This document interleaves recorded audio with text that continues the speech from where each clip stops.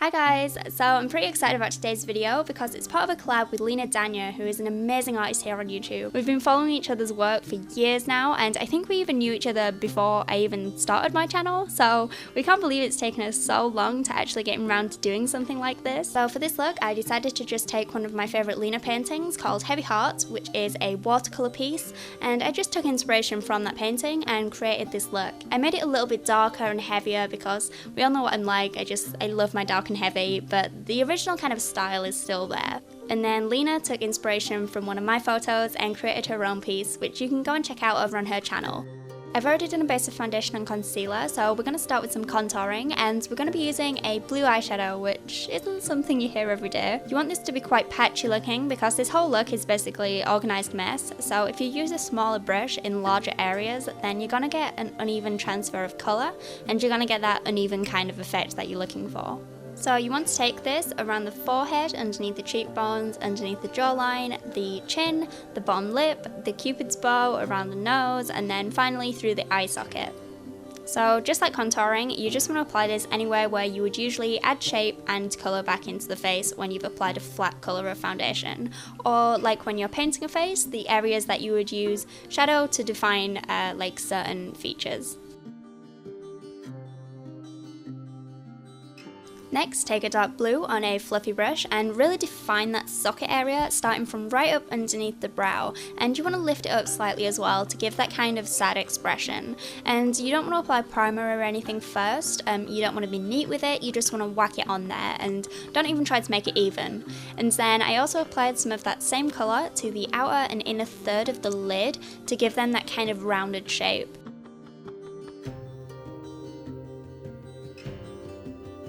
And again, with that dark blue, taking it on a big fluffy brush, you just want to apply that in the contours as well, just to pick up that colour elsewhere in the face. So if you apply with different levels of pressure on the brush, you're going to get an uneven application of colour, and therefore that patchy kind of look, which is exactly what we're looking for.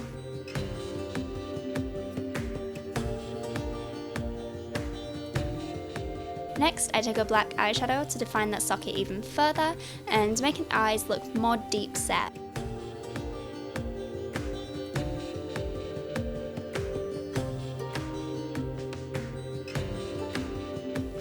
Then you want to take an angled brush and wet it with either water or setting spray or something like that, and then roughly run some blue shadow across the top lash line, kind of like liner, and then you want to add some of that dark blue in the outer corners again to give that eye that kind of rounded shape. Next, I added a little bit of purple just around the edges to give kind of a purple tint.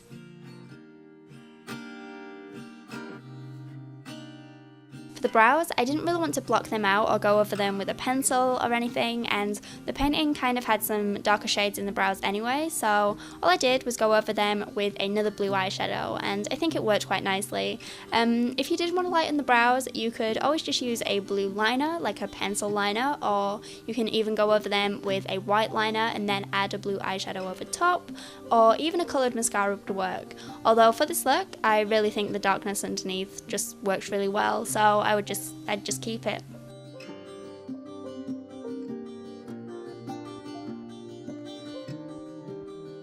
Next, you want to pick up a dark purple shade on a wet brush and then take this underneath the eye, bringing it down slightly under the inner corner.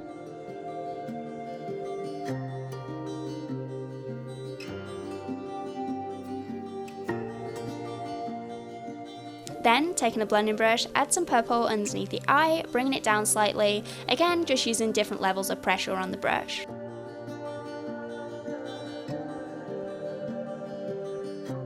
Then, taking the wet brush again, start to bring lines down from the eye with purple eyeshadow, and you only want to do small ones for now, we will do the big streaks later on. Next, I decided to add a bit of pink around the eyes as well, and it wasn't the pink I just showed you, I pointed to the wrong one, it's the brighter one next to it, but this is where I kind of started to veer away from the original artwork. I think there's a bit of pink around the eyes, but I decided to go a little bit heavier.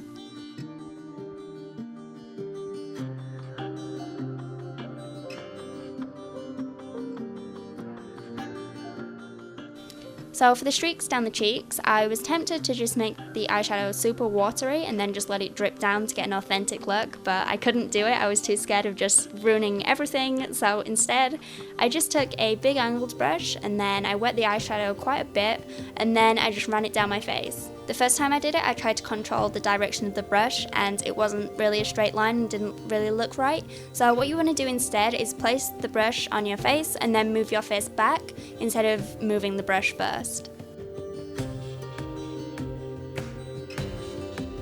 Then once you've done that with the purple, you want to go in and do the same thing with the dark blue and go over the same kind of lines. I don't know the actual terminology for it, but you know when you have like halos of colour around other colours? That's what the purple is going to do for the blue. And then I decided that I really liked how the wet eyeshadow was looking, so I went back in with the dark purple and kind of just distressed the eyeshadow a bit to give it more of kind of a watercolour kind of feel. Next you want to apply some mascara, but you want to use the tip of the wand where there's a bunch of product build-up so that the lashes clump together and kind of look more like paint strokes or spidery lashes instead of natural lashes. You could use false lashes if you wanted to, but I think they're going to be a bit too neat and uniform for this look.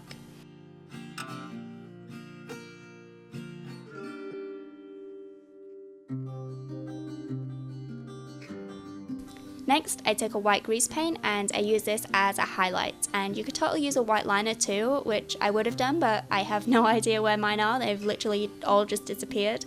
But the reason you want to use a grease paint or a liner or something like that is because it's an intense colour, so it's going to show up. If you use a white eyeshadow, then it's probably not going to show up enough.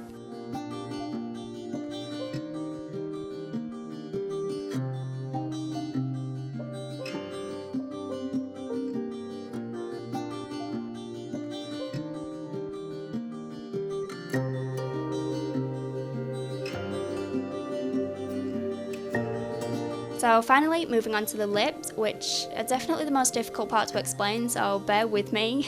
I basically started with a white base because the colour I knew I wanted to use was a little bit too dark, but I didn't want to mix the shades like on a palette first. I feel like mixing them on the lips gave me control over that patchy look where I wanted it to be, if that makes sense.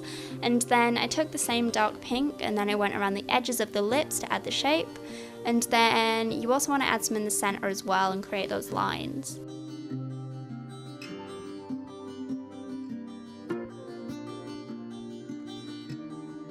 Then I darkened all of it up with a brown shade. Then I added some blue to the shaded areas like we've done on other areas of face, because if you've used blue as the contour in other areas, then you need to also use that on the lip so it kind of flows nicely. And then finally you want to add a white highlight onto the high points of the lip.